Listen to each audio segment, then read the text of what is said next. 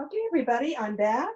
I have gathered my clothespins. I have 5 clothespins here. They're just going to be helping me like extra fingers. It's hard to hold things as we go around. And I have my flat, 1/4 inch flat reed that I've been soaking in the water. I'll get one of the pieces out here now. And as always, I want to check to see if I can tell what the hairy side is. It's a little bit easier on this 1/4 inch flat to see that. So we're going to weave with the hairy side toward the inside of the basket.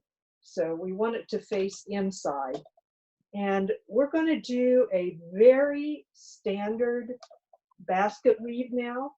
So what I'm doing here, let me show you so you can see. We always start weaving on with the weaver over a spoke. So I have put this over a spoke, and I'm going to use my clothespin just to clip it down so it'll stay there. See, I've clipped that so it'll stay over that spoke. And then I'm going under the next spoke.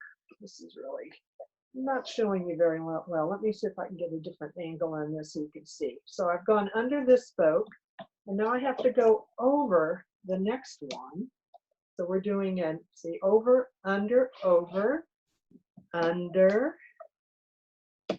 and over the next one. And now I'm going to just clip it with my clothespin to try to keep it in place. We use, again, it's hard. These first 3 rows are kind of difficult because the reed wants to ride up the spokes. So once we get to about the 3rd row, it gets a lot easier. I went over this one, so I'm going under this one. And now I need to go over again. And again, I'm just following the basket base as closely as I can. I'm trying not to push in or pull out. I'm just trying to follow it in a circle. I went over this one, so I go under the next reed. I'm going to need to go over this one. And now I've done 5 again, so I'm going to clip it. Use my little finger helpers. I went over, get out there. I went over this one, so I'm going to go under this one. And then I need to go over the next one. So I'm going to spoke up. And now I'm under this one. So that's under that spoke. And now I need to go over again the next spoke. There we go. It's over, and I'm going to clip it. So I'm clipping about every 5th reed. Under the next, and then over the one after that. Under the next, and then over the one after that, and clip it. And then under the next, and over the one after that. I've run out of clips, so I'm going to keep going here. Under the next, and over the one after that. Under the next, and over the one after that. And I'm coming around now to my first little clip here. I went over this one, so I'm going to go under the one next to the clip. I'm going to take the clip off so you can see now. Okay. I had to go under this one. Now I am actually all the way back around to where I started. And in basketry, we typically do an overlap of about 4 spokes. So if you count, this is the first one I went over. This is where I started. 1, 2, 3, 4. And that is about where I want to end. So let me flip this first one again. This is where we started, and we've gone 4 over.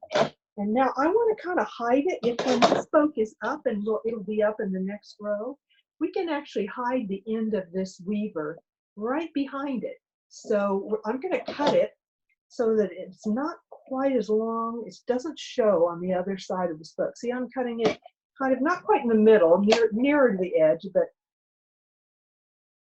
not all the way out. So these are tough spokes. So let me get this.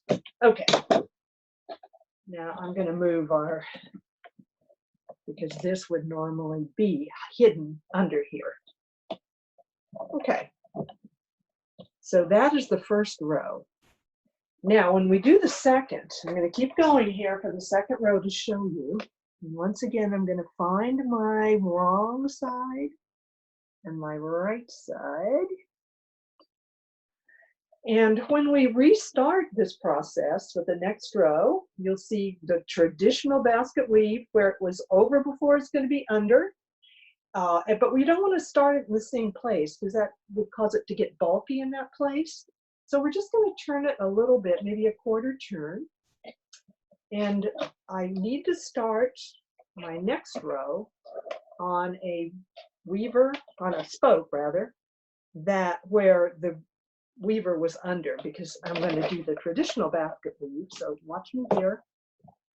I'm going to put this next one over. See how this one's over, the first one was under here. And then on the next one, the second row will be under where it was over on the first row. So let me clip it so it'll stay in place. And we'll go around once again, except it's the opposite each time now. What was over is now going to be under. And I'm sorry, I'm getting a little too close here to see.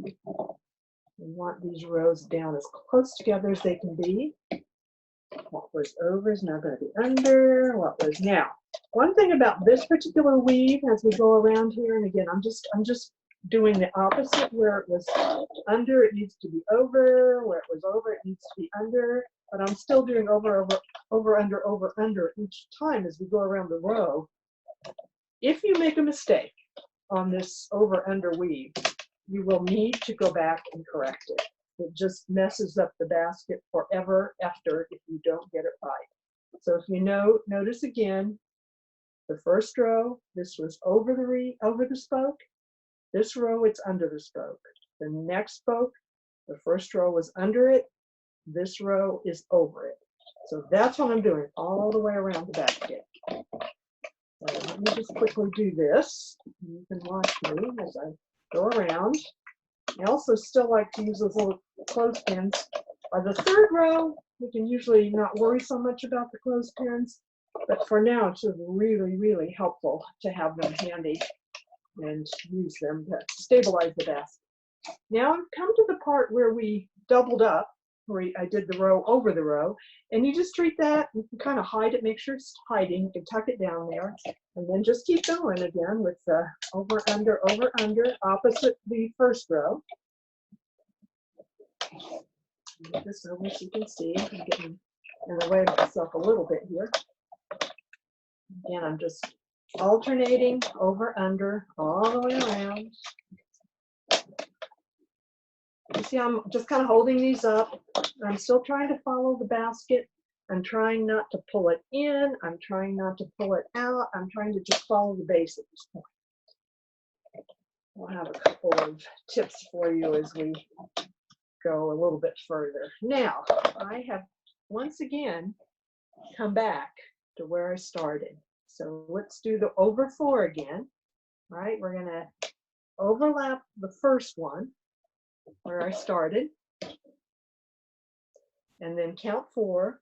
1, 2, 3, 4, and basically just tuck this in so that it's hidden. So it's going to get tucked in behind spoke number 4. And I don't want it to show, so I'm going to cut it a little shorter than the spoke. Now see, so when it tucks in, it's going to hide behind. I'm just going to hide it behind here. It's just overlapping that where the row started. And that is my second row. So we have two rows now, all the way around. And we need to do 5. So I'm going to go ahead and do row number 3. Remember to turn your basket and start in a different place so you're not starting in the same place where that's overlapped.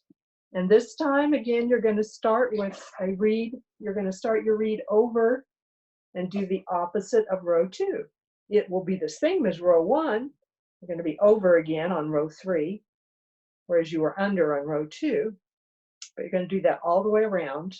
And I'll come back with another video and tell you a little bit about being careful about shaping. So I'll be back with that in just a moment.